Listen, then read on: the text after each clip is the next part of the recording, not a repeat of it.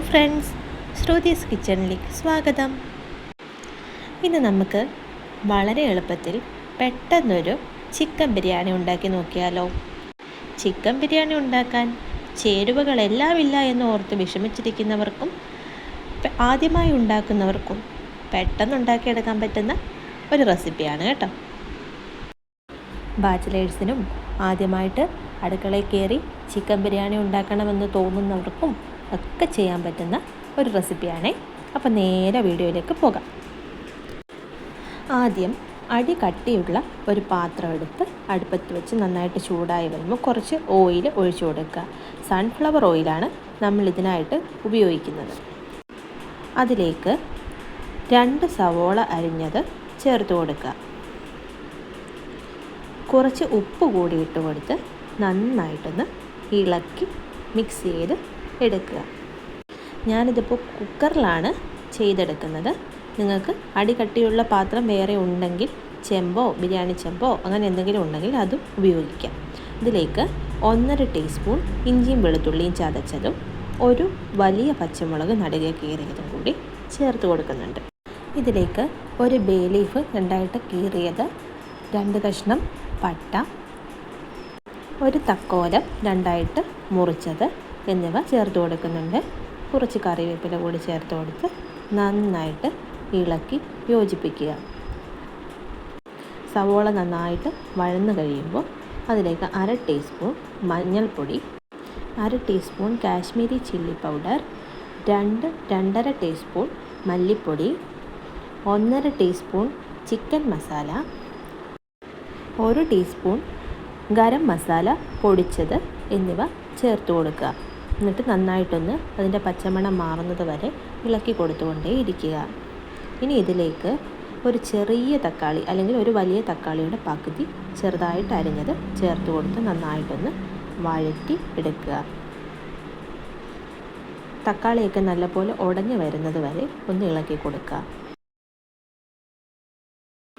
ഇനി ഇതിലേക്ക് നമുക്ക് ചിക്കൻ ചേർത്ത് കൊടുക്കണം. ഞാൻ തലേദിവസം അരച്ച് പുരട്ടി ഫ്രിഡ്ജിൽ എടുത്ത് വെച്ചിരുന്ന ചിക്കനാണ് ചേർത്ത് കൊടുക്കുന്നത്. അരച്ച് പുരട്ടുന്നതിന് ആവശ്യമായിട്ടുള്ള 1/2 ടീസ്പൂൺ മഞ്ഞൾപ്പൊടി, 1 teaspoon Kashmiri chilli powder, 1 teaspoon മല്ലിപ്പൊടി, 1 ടീസ്പൂൺ ചിക്കൻ മസാല, അതുപോലെ ഗരം മസാല എന്നിവ കൂടി ചേർത്ത് കൊടുത്ത് നന്നായിട്ട് അരച്ച് പുരട്ടി ഫ്രിഡ്ജിൽ ചേർത്ത് വെച്ചിരുന്നതാണ്. ഇത് ഞാൻ അതിലെ വെള്ളം എല്ലാം ഇറങ്ങിയതും കൂടെ ചിക്കൻ്റെ വെള്ളമാണ് അതിലേക്ക് ഇറങ്ങി വന്നിരുന്ന ചിക്കൻ്റെ വെള്ളവും കൂടി ചേർത്ത് കൊടുത്ത് ഒരു ടീസ്പൂൺ കുറച്ച് വെള്ളവും കൂടി ചേർത്ത് കൊടുത്തിട്ട് നന്നായിട്ട് ഒന്നുകൂടി ഇളക്കി കൊടുക്കുക.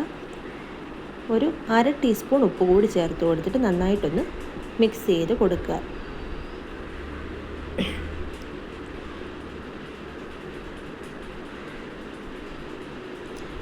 എല്ലാം കൂടി നന്നായിട്ടൊന്ന് ഇളക്കി യോജിപ്പിച്ചിട്ട് അടച്ച് വെച്ച് തീ മീഡിയം ഫ്ലെയിമിലിട്ടിട്ട് കുക്ക് ചെയ്തെടുക്കുക.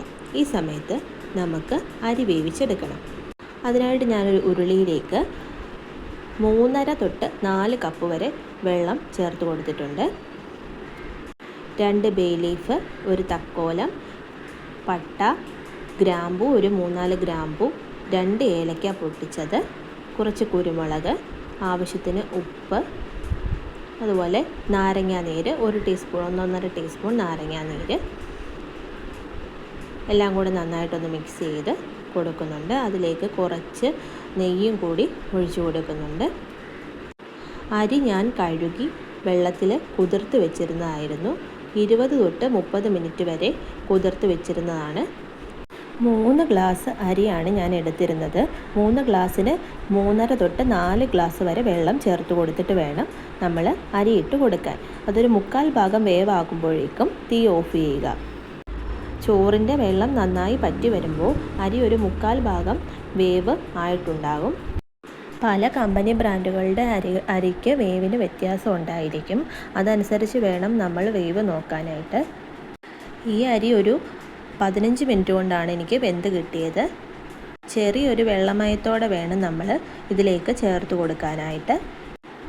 മുഴുവൻ ചോറും ചേർത്ത് കൊടുത്തിട്ട് നമുക്കതിലേക്ക് അണ്ടിപ്പരിപ്പും കിസ്മിസും അതുപോലെ കുറച്ച് സവോള വറുത്ത് വെച്ചിരിക്കുന്നതും കൂടി ചേർത്ത് കൊടുക്കണം. ഇതെല്ലാം ഞാൻ സെപ്പറേറ്റ് ആയിട്ട് നെയ്യിലും സൺഫ്ലവർ ഓയിലും കൂടി മിക്സ് ചെയ്ത് വറുത്ത് മാറ്റി വെച്ചിരുന്നതാണ്. അത് ചേർത്ത് കൊടുത്തിട്ട് നമ്മൾ ഒരു 10-15 മിനിറ്റ് കൂടി അടച്ച് വെച്ചൊന്ന് കുക്ക് ചെയ്ത് ദമ്മ് ചെയ്ത് എടുക്കണം. എന്നിട്ട് തുറന്ന് നോക്കുമ്പോൾ ഈ ഒരു പരുവത്തിനായിട്ടുണ്ടാകും.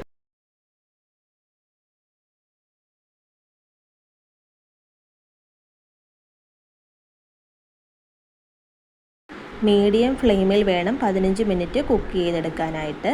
ഇപ്പം നമ്മുടെ ചിക്കൻ ബിരിയാണി ഇവിടെ റെഡി ആയിട്ടുണ്ട്. നന്നായിട്ടൊന്ന് ഇളക്കി ഉടഞ്ഞു പോകാതെ മിക്സ് ചെയ്തെടുക്കുക. ഇനി ഇത് ഇളക്കി യോജിപ്പിച്ച് വെച്ചതിന് ശേഷം അടച്ച് വെച്ച് ഒരു 2-3 മണിക്കൂറിന് ശേഷം